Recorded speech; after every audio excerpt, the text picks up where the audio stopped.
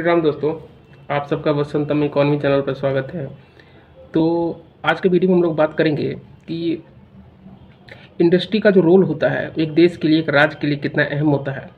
और खासकर बिहार की जब हम बात करते हैं तो ये हमेशा से एक प्रश्न कुतूहल का विषय रहा है कि बिहार में इंडस्ट्री नहीं है और इसका कारण क्या है, या है तो किस हद तक है, इसकी सीमा क्या है, कितना होना चाहिए और किन किन क्षेत्रों से ये होना चाहिए। अल्टीमेटली हम ये समझते हैं कि बिहार की जो एक इकोनॉमिक स्थिति रही है वो हमारा इंडस्ट्री के रूप में ना होकर के हमारा एग्रीकल्चर बेस रहा है। और इसी से ही बिहार आगे बढ़ा है। आधुनिक जब हम 90s की बात करते हैं तो इस दौर से आगे बिहार आगे बढ़ा है। तो क्या बिहार में इंडस्ट्री है ही नहीं? ये बिल्कुल गलत है। सबसे पहले तो ये जानते हैं कि इंडस्ट्री का रोल इतना ही होता है कि एक मास प्रोडक्शन जो होता है, यानी कि अधिक से अधिक जो हम उत्पादन करते हैं, चीज़ों को बनाते हैं लोगों को भोग के लिए, कंजप्शन के लिए। तो बिहार इसमें ऐसा नहीं है कि जीरो ही है, बिहार में बहुत सारी इंडस्ट्री है। लेकिन एक रेशियो जो प्रोपोर्शनल होता है कि किसी भी स्टेट का जो पॉपुलेशन होता है उसके अनुसार उसकी जो डिमांड होती है क्या उसके अनुसार भी होनी चाहिए, उस हद तक हम कह सकते हैं कि नहीं है। लेकिन क्या ये इंडस्ट्री बेस ही होना चाहिए? ऐसा नहीं है।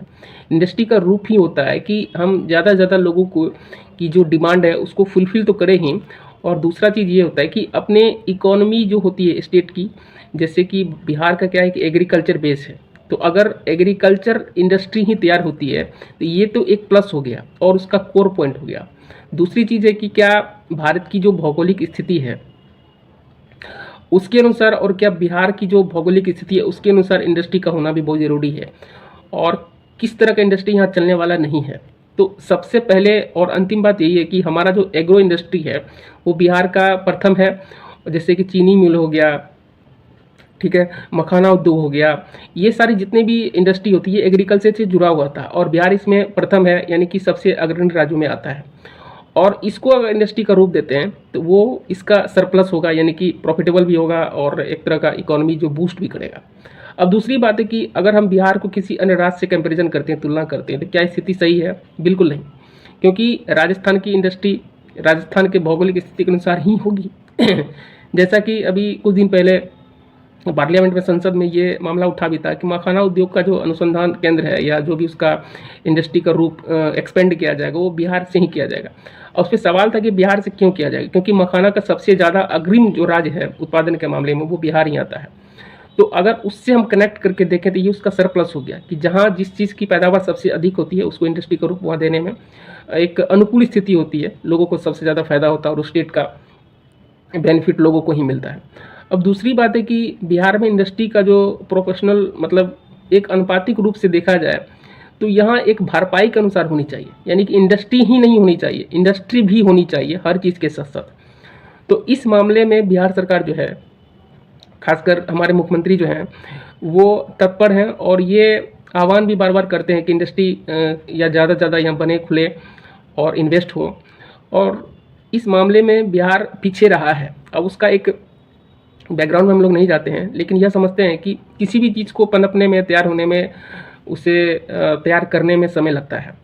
तो बिहार अगर इस स्थिति को भुना लेता है कि इंडस्ट्री जो यहाँ की भरपाई हो जाती है वो तभी होगा जब इनका जो कोर पॉइंट है बिहार का वो है, तो वो तभी होगा जब कुछ चीज़ है जो इंडस्ट्री अपने साथ डिमांड करती है, जैसे कि वाटर सप्लाई, बिजली का कनेक्शन, रोडवेज होना चाहिए, कम्युनिकेशन होना चाहिए, उसके बाद जो मेन पावर है जिसको कि हम लोग लेबर या जो भी हमारे स्किल वर्कर होते हैं उनकी ज़रूरत पड़ेगी। तो ये सारी चीज़ें जो है इंडस्ट्री के रूप में एक डिमांड होती है और उस स्तर पे जाकर के हम धीरे धीरे इस चीज़ को आगे बढ़ा सकते हैं।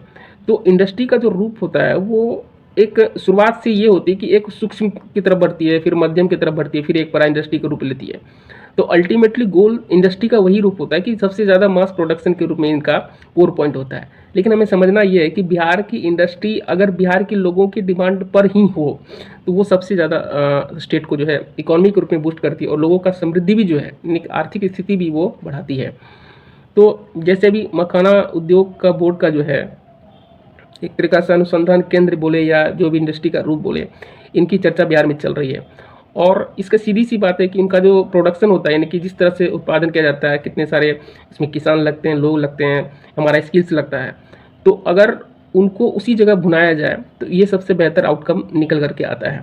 तो बिहार में इंडस्ट्री का जो रेशियो है वो कम है, और ये एक तरीक़ा से बिहार के लिए जो है, बिहार के लिए एक तरीक़ा से ये चुनौती भी है, अवसर भी है, क्योंकि जब एक खाई को हम भर पाए, मतलब उसको गड्ढा को जब हम भरते हैं तो एक तरह का नया मैदान बनता है, और उस मैदान पे अब उसका आउटकम हमें 10 साल, 15 साल, 20 साल वो क्या देता है वो तो भविष्य में छिपा हुआ है।